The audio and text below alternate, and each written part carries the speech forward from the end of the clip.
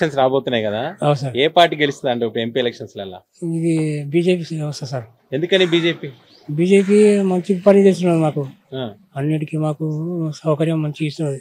Okay, అందుకని బీజేపీకి రావాలని మాకు కోరుతున్నాం. ఓకే, బీజేపీ నుంచి డీకే అరుణమ్మ గారు పోటీ చేస్తున్నారు.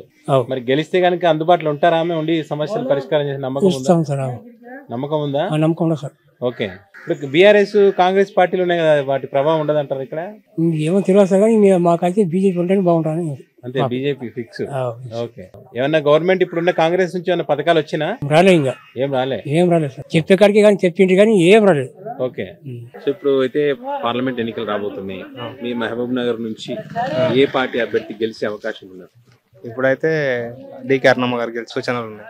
ఎందుకని డీకే అరుణమ్మ? ఇప్పుడు ఇక్కడ ఉన్న క్యాండిడేట్లు అంతా వంశీచందర్ రెడ్డి అని కాంగ్రెస్ నుంచి, బీఆర్ఎస్ పార్టీ మన్యం శ్రీనివాసరెడ్డి కానీ వాళ్ళు ఎవరు వాళ్ళ సొంత ఆస్తుల కోసమే ఇక్కడ ఉన్నారు. ఎలక్షన్ టైంలోనే వస్తారు, మధ్యలో ఇక్కడ కనిపించారు.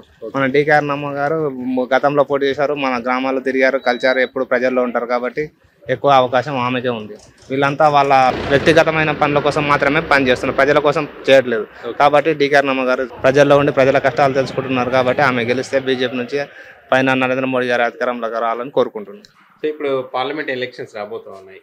సో ఈ జరగబోయే ఎన్నికల్లో ఏ పార్టీ గెలిచే అవకాశం ఉంటుందంటారు? ఇక ప్రధానమంత్రి మనకి మోడీ ఉన్నాడు కదా, కొంచెం దేశ రక్షణ భద్రత గురించి కొంచెం అన్నిటి విషయాల్లో మన మిలిటరీ వాళ్ళకి కానీ అన్ని రకాల కొంచెం మనకు ప్రధానమంత్రి బాగానే సహకరిస్తున్నాడు, బాగానే చేస్తుండే ఆయన.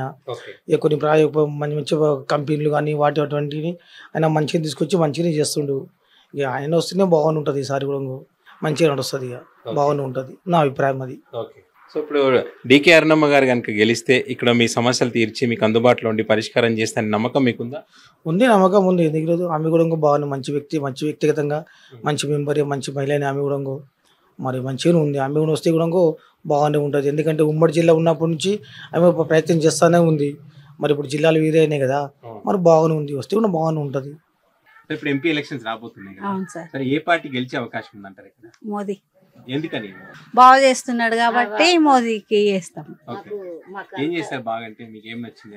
మాకు ఏం నచ్చిందంటే ప్రభుత్వం బాగుంది, తాను చేసే పనులు బాగున్నవి.